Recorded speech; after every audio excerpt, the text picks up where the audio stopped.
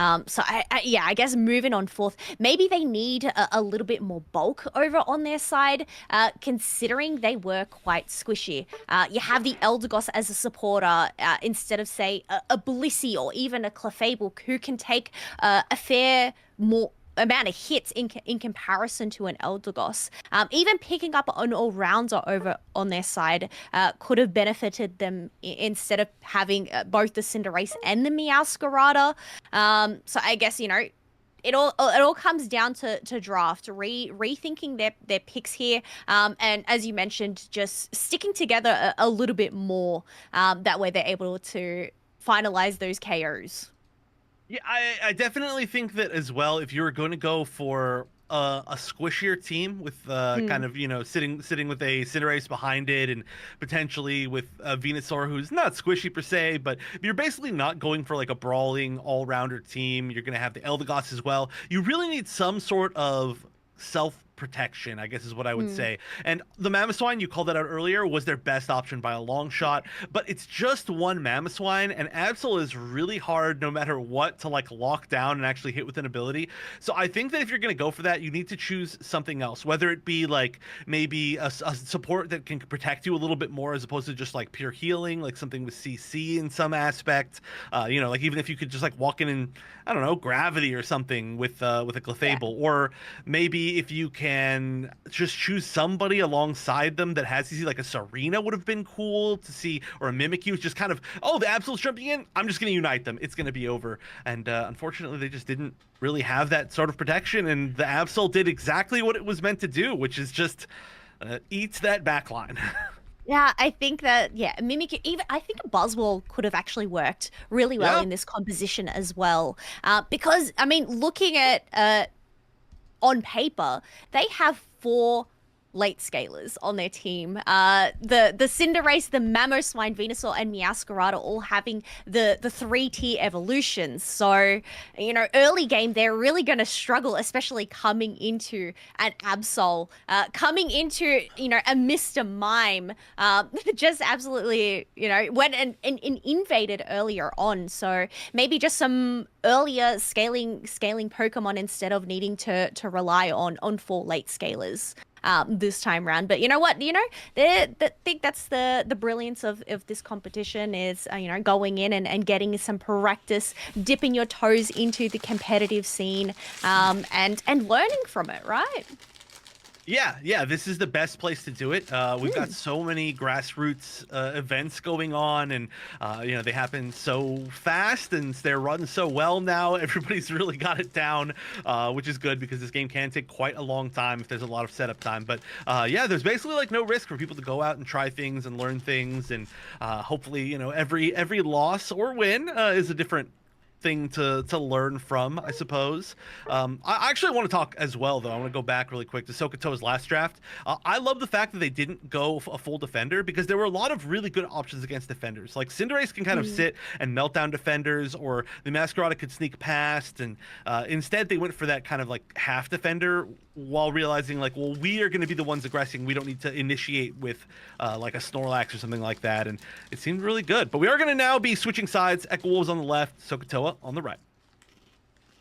Target Del Fox ban here on El Premium Pro. So not allowing that on through. And oh, that is interesting. Mamoswine ban. I feel like you never see Mamoswine getting banned at all. So this is actually wild.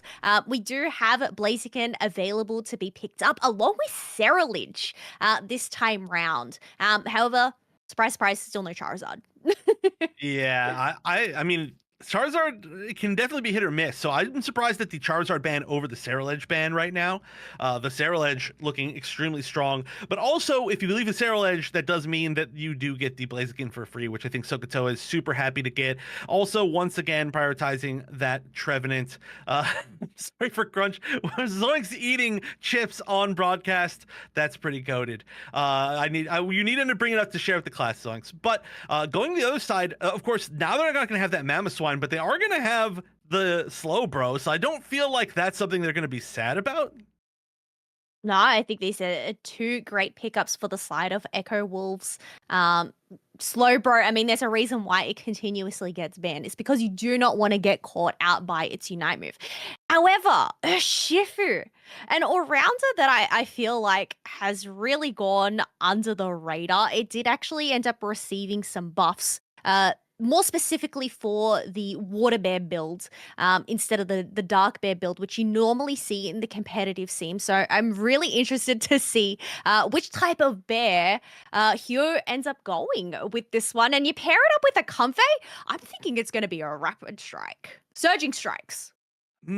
Possibly. No, Rapid Strike is right. I think it's called Rapid Strike, but then it has Surging Strikes. I think Surging Strike's the move, I think. I don't know. Okay. Thank you. Go back to eating Yeah. chips. Ah. Oh, Stream Canyon. Okay, we're talking to a ghost right now. But Ooh. I would love to see it. I know that we saw it when we were doing the Unity Clash Asia event, and we saw it ended up being single strike, but that was surprising to me because that's not the one that got the buffs. And I would be really unhappy if they decided to go single strike because they've already got the Blaziken. They've already got Secure on their team. So I'm really hoping it's going to be Surging Strikes. Oh no, I said it backwards now. Dang it.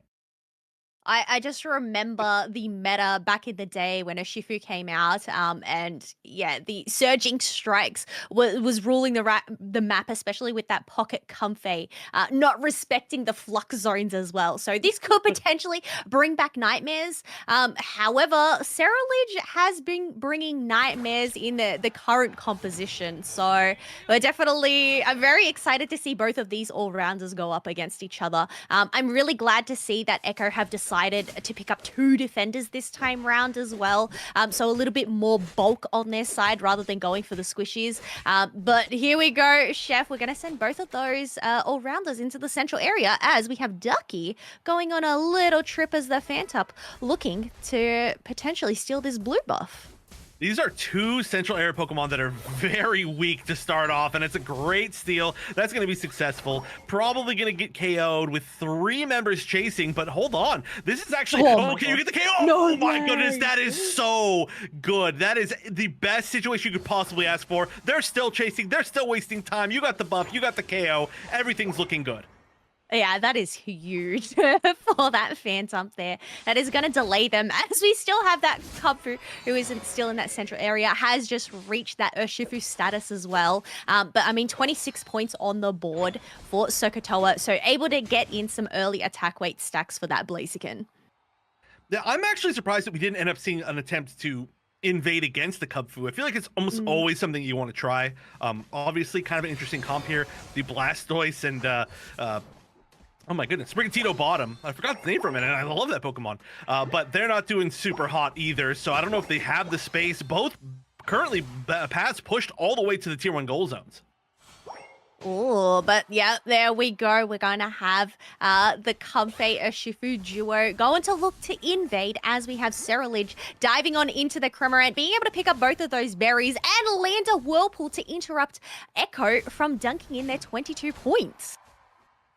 This is starting to look scary again. I mean, there's a fight here. The Cerulege looks like they're going to kind of be going down, but we heard you literally talking about ignoring the speed zone. Yeah, this is just the ultimate of what we wanted to see, and it's popping off. It's doing really, really well. This Urshifu. Yeah, they're able to land a KO, keep them at bay. However, there is 3 members here. They're definitely going to have to be very careful here not to get KO'd. But Comfey just being able to just replenish the HP pool. Unfortunately, it's just not enough in the face of 3 members of Echo Wolves. But Blaziken and Trevenant also in the Flux Zone to finish the job that the Urshifu and Comfey couldn't do. Oh my gosh. The Flux Zone is simply a recommendation. You should not be walking in here, but I'm not sure that Sokotoa, they're good at math, but I don't know if they can read. I think it's one of those things where you're like really good at one or the other, and they certainly know the math, the percentages of getting through that zone. 1, 2, seal, ziplock and a move. 3, 4, slide and soar. 5, 6, toss and mix. 7, 8, let it shake. The only bag with the easy guide seal. Ziploc. Unlock life. SC Johnson. We need to fix this. Huh? Slay.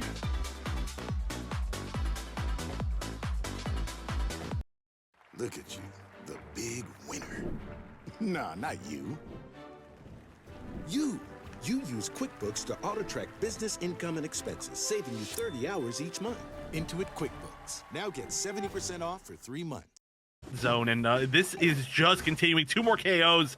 While there was just even a Cramorant to help, this is just looking so brutal. 162 points for the side of SOHCAHTOA. Can build, can continue if they want to. This is just looking like a repeat of the last game. Yeah, having 2 level 9s over on their side, plus a level 10 Blaziken. They're not even respecting the flux zones right now. They're just diving on in, just trying to take everything that they can. Who needs to farm wild Pokemon when you can farm the opposing team in the flux zone? Overheat to just go and land in a great combination there. 2 KO streaks and some more points are raining on through. 4 KO streak. Holy moly. Oh my goodness. Go find the 5th, find the Penta. Wherever you are, you got the KO. No, I think it's a little bit too late. There's certainly, you can get another Penta here. You can just find the rest of the team, I guess. After the 4, get a 4, then a 5. There's your 5th, technically. There's your, oh no, that one was taken away by the Urshifu. Sorry, no Penta here. The only Penta is going to be 5 members of SOHCAHTOA, all in the speed zone, the flux zone, just sitting there, taking KOs, being mean. 265 to 0, 269, nice, to 0, 274 to 0. It's just going to keep raining in. There is not a lot that we can see right now from Echo Wolves. They will get some points in. You didn't get perfected. That's all that matters. Yeah, you got to get in some points in when you can. 25 to 305. I mean, we already have a level 12, almost a level 13 Blaziken before the halfway mark. I guess looking at the levels right now, Echo Wolves, is there a lot that they can do as they're just getting chunked on down? Another 3 members are down, and because they don't have, I guess, jump pads, or they just don't have that momentum, to push on back, that I'm not sure. Meowscarada waiting in the tall grass, maybe potentially looking to get a steal from this Cramorant, who's soling down the Regieleki, but yeah, just fighting all round here from SOHCAHTOA. I'm not sure, Chef. Hey, the Cramorant did go down, and the Regieleki taken. We got to see that happen kind of on the minimap. And on top of that, we are seeing a few other KOs from the side of Echo Wolves. They managed to take down, Trevenant managed to take down the Blaziken. The Urshifu is getting really low, which is basically the rest of the team that didn't get KO'd. So if you actually look at the levels now, it's not looking that bad. There's a level 8 Slowbro. There's a level 6 Wartortle. That is extremely painful. That is less than half of the highest in the game. And there's some revenge from that Cramorant. But if you look at their highest levels in the game, they've got 12s and 11s, which is not too bad, all things considered. But we just need to figure out what's going on with this Wartortle. There we go. Finally a Blastoise, level 7. You're making it, buddy. I guess the benefit is, considering both of their tier 1 pads are down, they have all of that comeback experience over on their side. Plus, being able to land that KO on that Blaziken, and Trevenant was able to push some experience over their side, but an overheat into that Slowbro to just chip it on down. It is going to replenish some HP back on the pad. No KO just yet. However, Cerulege caught out all alone here by the Trevenant, who eject button and Horn Leech combo to push it back into the Urshifu. That was disgusting. Oh, so good. Trevenant will go down, though. And again, you just really need to trade for a little while here if you're on the side of Echo Wolves. Right now, they're trading away a goal zone. That's going to be every tier 2 and tier 1 goal zone gone for the side of Echo Wolves. 335 point lead, 31 point lead, sorry, which is not actually that huge. All things considered, the fact that it's 5-1 as far as goal zones in existence. So they do have a chance to win if they can win this Rayquaza fight. And the levels are starting to even up because they're trading KOs. Blaziken going down once again as I say that. Yeah, there is still a potential for a comeback here, considering 3 level 13s now on the side of Echo Wolves. It's just a matter of buckling down, fighting together to try and get these KOs. As 3 members of SOHCAHTOA have been finished off. They're looking for another 2 on Trevenant and Urshifu. However, their sustain is just a little bit too much for this Slowbro and Blastoise to handle. Yeah, and the reason why they lost that fight was that 2 members went up to take this Regieleki. What a steal! The solo Comfey Grass Knot? Are you kidding me? They jumped off of their teammate to get in range of that grass knot. That was beautiful. That I feel like is a game winner. But right now, we'll see how far Sokoto can take it down this top path. Yeah, that is a big yikers considering that's about to crash into that home pad unless we have some defense. Miascarada, along with that Cerulege, have just respawned. Reggie Alecki is at half HP. However, 5 members of Sokotoa are here and are healthy, looking to try and land some KOs. But one good thing, Echo Wolves were able to deal with that Reggie Alecki, so the threat has been gone as Rayquaza has just spawned. They also did lose the Cramorant, but they did trade 1-for-1. Right now, we got another 1v1 going on. That's going to be the Cerulege going down. That's actually really quite good for Sokotoa. That Cerulege was a really, really big deal, being level 14 itself. Big Unite coming out from Blastoise. I don't know if there's enough of a follow-up, but it looks like there will at least be for the Slow Beam. Blaziken going down. This is still looking like a somewhat even fight.